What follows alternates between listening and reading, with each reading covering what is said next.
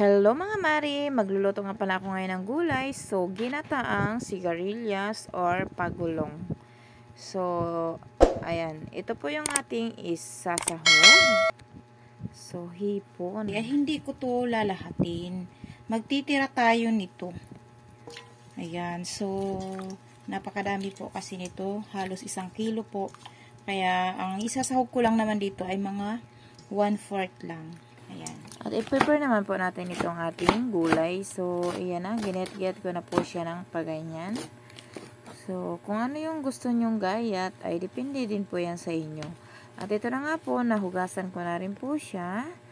So, pinatulo ko lang po para wala na siyang tubig-tubig. O, diba? Para siyang sabako. Ayan. So, tara, magigisa na tayo ng ating mga sangkap. Igigisa muna natin para hindi siya masyadong nakakaumay or sa Bisaya, hindi siya bidli. So, tara, ilagay na po natin ang ating sibuyas at bawang. Ayan. Lagyan natin ang ating gata. Ayan po ay pangalawang gata. Halo-haluin lang po natin.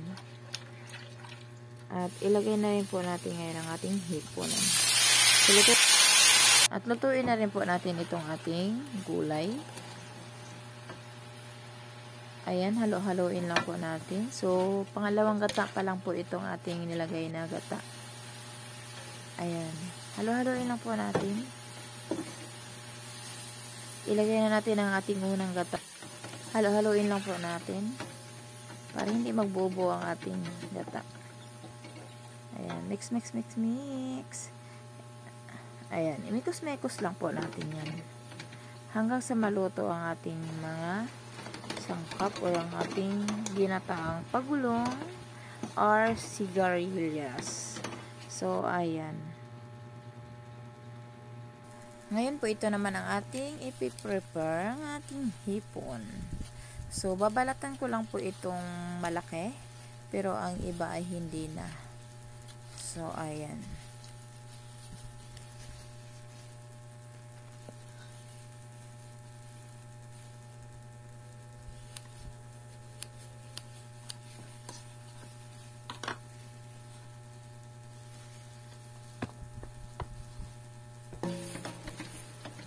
Lagay na po natin. At mekos-mekos lang natin yan mga insan. Tuloy lang po ang paghalo-halo. More on halo-halo po talaga ito, no? So, mag-add po tayo ng salt. Ayan. Halo-haloin ulit.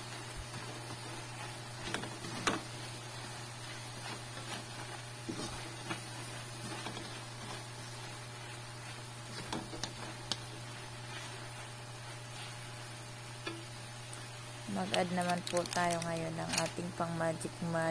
Kaunti lang po. Ayan. Halo-haloin na naman. At ito ay luto na po talaga ito. So, hanggang dito na lamang po ang ating video. Sana'y nagustuhan niyo po ang aking video for today. So, thank you so much for watching. See you on my next video. Bye-bye and God bless us all.